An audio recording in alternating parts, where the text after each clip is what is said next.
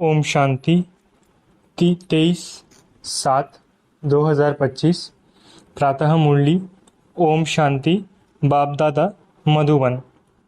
बाबा आज कह रहे हैं, मीठे बच्चे, जब समय मिले तो एकांत में बैठ विचार सागर मंथन करो। जो पॉइंट सुनते हो उसको रिवाइज करो। मीठे बच्चे, जब समय मिले तो एकांत में बैठ विचार सागर मंथन करो। जो पॉइंट सुनते हो उसको रिवाइज करो। प्रश्न, तुम्हारी याद की यात्रा पूरी कब होगी? उत्तर, जब तुम्हारी कोई भी कर्म इंद्रिय धोखा न दे, कर्मातीत अवस्था हो जाए, तब याद की यात्रा पूरी होगी। अभी तुमको पूरा पुरुषार्थ करना है, नाउम्मीद नहीं बनना है, सर्विस पर तत्पर रहना है। ओम शांति। मीठे मीठे बच्चे आत्माभिमानी होकर बैठे हो। बच्चे समझते हैं आधा कल्प हम देह अभिमानी रहे हैं, अब देही अभिमानी हो रहने के लिए मेहनत करनी पड़ती है। बाप आकर समझाते हैं, अपने को आत्मा समझकर बैठो, तभी बाप याद आएगा, नहीं तो भूल जाएंगे। याद नहीं करेंगे तो यात्रा कैसे कर सकेंगे? पाप कैसे कटेंगे? घाटा पड़ जाएगा। ये तो घड़ी घड़ी याद करो, ये है मुख्य बात। बाकी तो बाप अनेक प्रकार की युक्तियां बतलाते हैं, रॉन्ग क्या है, राइट क्या है, वो भी समझाया है। बाप तो ज्ञान का सागर है, भक्ति को भी जानते हैं। बच्चों को भक्ति में क्या क्या करना पड़ता है समझाते हैं। ये यज्ञ तप आदि करना, ये सब है भक्ति मार्ग। भल बाप की महिमा करते हैं परंतु उल्टी। वास्तव में श्री कृष्ण की महिमा भी पूरी नहीं जानते। हर एक बात को समझना चाहिए ना। जैसे श्री कृष्ण को वैकुंठनाथ कहा जाता है।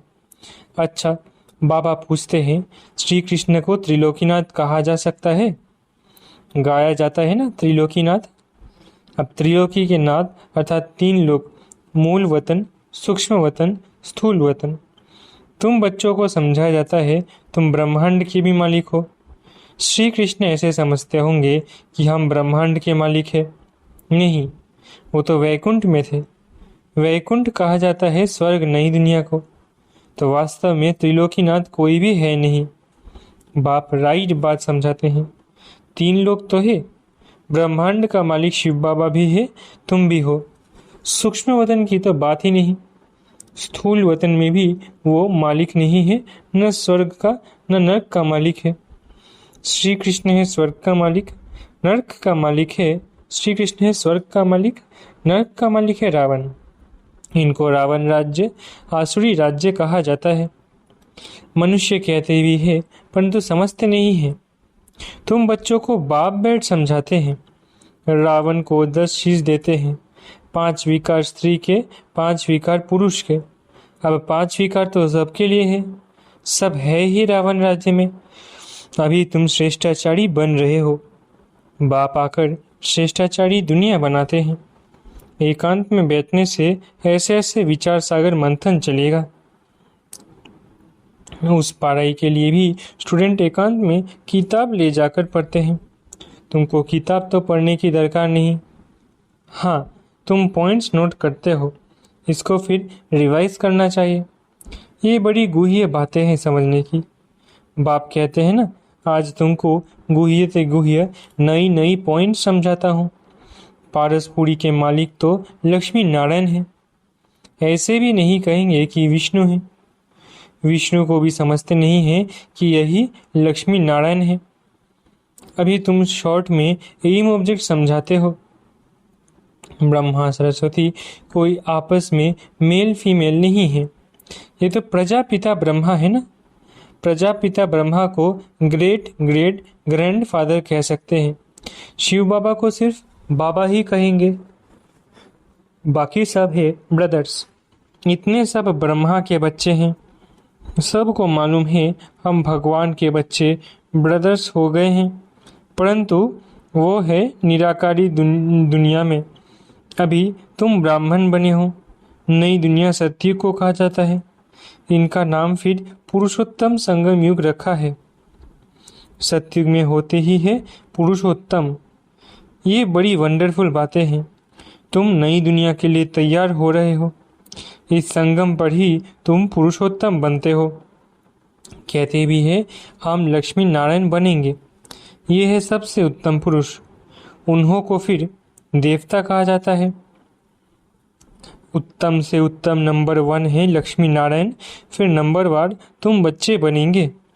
सूर्यवंशी घराने को उत्तम कहेंगे। नंबर 1 तो है ना। आहिस्ते आहिस्ते कला कम होती है। अभी तुम बच्चे नई दुनिया का मुहूर्त करते हो। जैसे नया घर तैयार होता है तो बच्चे खुश होते हैं, मुहूर्त करते हैं। तुम बच्चे भी नई दुनिया को देख खुश होते हो, मुहूर्त करते हो। लिखा हुआ भी है सोने के फूलों की वर्षा होती है। तुम बच्चों को कितनी खुशी का पारा चढ़ना चाहिए। तुमको सुख और शांति दोनों मिलते हैं। दूसरा कोई नहीं जिनको इतना सुख और शांति मिले। दूसरे धर्म आते हैं तो द्वैत हो जाता है। तुम बच्चों को अपार खुशी है हम पुरुषार्थ कर ऊंच पद पाए। ऐसे नहीं कि जो तकदीर में होगा सो मिलेगा। पास होने होंगे तो होंगे, नहीं हर बात में पुरुषार्थ जरूर करना है। पुरुषार्थ नहीं पहुंचता है तो कह देते हैं जो नसीब में होगा, फिर पुरुषार्थ करना ही बंद हो जाता है। बाप कहते हैं तुम माताओं को कितना ऊंच बनाता हूँ। फीमेल का मान सब जगह है, विलायत में भी मान है। यहाँ बच्ची पैदा होती है तो उल्टा मांझा उल्टी चारपाई कर देते हैं। दुनिया बिल्कुल ही डर्टी है। इस समय तुम बच्चे जानते हो भारत क्या था, अब क्या है। मनुष्य भूल गए हैं, सिर्फ शांति शांति मांगते रहते हैं, विश्व में शांति चाहते हैं। तुम ये लक्ष्मी नारायण का चित्र दिखाओ। इन्हों का राज्य था तो पवित्रता सुख शांति भी थी। तुमको ऐसा राज्य चाहिए ना। मूल वतन में तो विश्व की शांति नहीं कहेंगे। विश्व में शांति तो आत्माओं की दुनिया होती है। बाप कहते हैं हम तुमको कितना ऊंच पुरुषोत्तम बनाता हूँ, ये समझाने की बात है। ऐसे नहीं रड़ियाँ मारेंगे भगवान आया है तो कोई मानेगा नहीं, और ही गाली खाएंगे और खिलाएंगे। कहेंगे बीखी अपने बाबा को भगवान कहती है। ऐसे सर्विस नहीं होती है। बाबा युक्ति बताते रहते हैं। कमरे में 8-10 चित्र दीवार में अच्छी रीति लगा दो और बाहर में लिख दो बेहद के बाप से बेहद सुख का वर्षा लेना है अथवा मनुष्य से देवता बनना है तो आओ हम आपको समझाएं। ऐसे बहुत आने लग पड़ेंगे, आप ही आते रहेंगे। विश्व में शांति तो थी ना, अभी इतने ढेर धर्म है। तमो प्रधान दुनिया में शांति कैसे हो सकती है। विश्व में शांति वो तो भगवान ही कर सकता है। शिव बाबा आते हैं, जरूर कुछ सौगात लाते होंगे। एक ही बाप है जो इतना दूर से आते हैं और ये बाबा एक ही बार आते हैं। इतना बड़ा बाबा 5000 वर्ष के बाद आते हैं। मुसाफिरी से लौटते हैं तो बच्चों के लिए सौगात ले आते हैं ना। स्त्री का पति भी बच्चों का बाप तो बनता है ना। फिर दादा परदादा तरदादा बनते हैं। इनको तुम बाबा कहते हो, फिर ग्रैंडफादर भी होगा, ग्रेट ग्रैंडफादर भी होगा। बिरादरियाँ है ना। एडम आदि देव नाम है परंतु मनुष्य समझते ही नहीं है। तुम बच्चों को बाप बैठ समझाते हैं। बाप द्वारा सृष्टि चक्र को, हिस्ट्री ज्योग्राफी को तुम चक्र जानकर चक्रवर्ती राजा बन रहे हो। बाबा कितना प्यार और रुचि से पढ़ाते हैं तो इतना पढ़ना चाहिए ना। सवेरे का टाइम तो सब फ्री होते हैं। सुबह का क्लास होता है आधा पौना घंटा, मुरली सुनकर फिर चले जाओ। याद तो कहाँ भी रहते कर सकते हो। इतवार का दिन तो छुट्टी है, सवेरे 2-3 घंटा बैठ जाओ। दिन की कमाई को मेकअप कर लो, पूरी झोली भर दो। टाइम तो मिलता है ना। माया के तूफान आने से याद नहीं कर सकते हैं। बाबा बिल्कुल सहज समझाते हैं। भक्ति मार्ग में कितने संगों में जाते हैं। श्री कृष्ण के मंदिर में, फिर श्रीनाथ के मंदिर में, फिर और किसके मंदिर में जाएंगे। यात्रा में भी कितने व्यभिचारी बनते हैं, इतनी तकलीफ भी लेते हैं, फायदा कुछ नहीं। ड्रामा में ये भी नूंद है, फिर भी होगा। तुम्हारी आत्मा में पाठ भरा हुआ है। सतयुग में त्रेता में और सतयुग में जो पार्ट कल पहले बजाया होगा वही बजाएंगे। मोटी बुद्धि ये भी नहीं समझते। जो महीन बुद्धि है वही अच्छी रीति समझकर समझा सकते हैं। उन्हें अंदर भाषण आती है कि यह अनादि नाटक बना हुआ है। दुनिया में कोई नहीं समझते ये बेहद का नाटक है। इनको समझने में भी टाइम लगता है। हर एक बात डिटेल में समझाकर फिर कहा जाता है मुख्य है याद की नाटक। इनको समझने में भी टाइम लगता है। हर एक बात डिटेल में समझाकर फिर कहा जाता है मुख्य है याद किया था। सेकंड में जीवन मुक्ति भी गाया हुआ है। और भी ये गायन और ये भी गायन है कि ज्ञान का सागर है। सारा सागर स्याही बनाओ, जंगल को कलम बनाओ, धरती को कागज बनाओ तो भी अंत नहीं आ सकते। शुरू से लेकर तुम कितना लिखते आए हो, ढेर कागज हो जाए। तुमको कोई धक्का नहीं खाना है। मुख्य है ही अल्फ। बाप को याद करना है। यहाँ भी तुम आते हो शिव बाबा के पास। शिव बाबा में प्रवेश कर तुमको कितना प्यार से पढ़ाते हैं। कोई भी बड़ाई नहीं है। बाप कहते हैं मैं आता हूँ पुराने शरीर में। कैसे साधारण रीति शिव बाबा आकर पढ़ाते हैं। कोई अहंकार नहीं। बाप कहते हैं तुम मुझे कहते हो कि हाँ हो बाबा, पतित दुनिया पतित शरीर में आओ, आकर हमको शिक्षा दो। सत्युग में नहीं बुलाते हो कि आकर हीरे जवाहरत के महल में बैठो, भोजन आदि पाओ। शिव बाबा भोजन पाते ही नहीं। आगे बुलाते थे कि आकर भोजन खाओ। 36 प्रकार का भोजन खिलाते थे। ये फिर भी होगा। ये भी चरित्र ही कहे। श्री कृष्ण की चरित्र क्या है? वो तो सत्युग का प्रिंस है। उनको पतित पावन नहीं कहा जाता। सत्युग में ये विश्व के मालिक कैसे बने ये भी अभी तुम जानते हो। मनुष्य तो बिल्कुल घोर अंधियारे में है। अभी तुम घोर रोशनी में हो। बाप आकर रात को दिन बना देते हैं। आधा कल्प तुम राज्य करते हो तो कितनी खुशी होनी चाहिए। तुम्हारी याद की यात्रा पूरी तब होगी जब तुम्हारी कोई भी कर्मेंद्रियां धोखा ना दे। कर्मातीत अवस्था हो जाए तब याद की यात्रा पूरी होगी। अभी पूरी नहीं हुई है। अभी तुमको पूरा पुरुषार्थ करना है, ना उम्मीद नहीं बनना है। सर्विस और सर्विस। बाप भी आकर बूढ़े तन से सर्विस कर रहे हैं। बाप करण करावनहार है। बच्चों के लिए कितना फिक्र रहता है।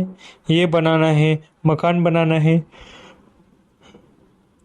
जैसे लौकिक बाप को हद के ख्यालात रहते हैं वैसे पारलौकिक बाप को बेहद का ख्याल रहता है। तुम बच्चों को ही सर्विस करनी है। दिन प्रतिदिन बहुत सहज होता जाता है। जितना विनाश के नजदीक आते जाएंगे उतना ताकत आती जाएगी। गाया हुआ है विष्णु पितामह आदि को पिछाड़ी में तीर लगे। अभी तीर लग जाए तो बहुत हंगामा हो जाए। इतनी भीड़ हो जाए जो बात मत पूछो। कहते ना माथा खुजालने की फुर्सत नहीं। ऐसे कोई भी है नहीं।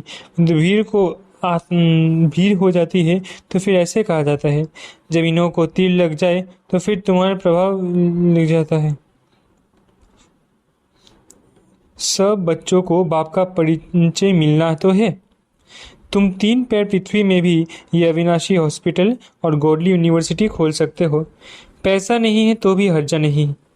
चित्र तुमको मिल जाएंगे। सर्विस में मान अपमान, दुख सुख, ठंडी गर्मी सब सहन करने हैं। किसको हीरे जैसा बनाना कम बात है क्या? बाप कभी थकता है क्या? तुम क्यों थकते हो?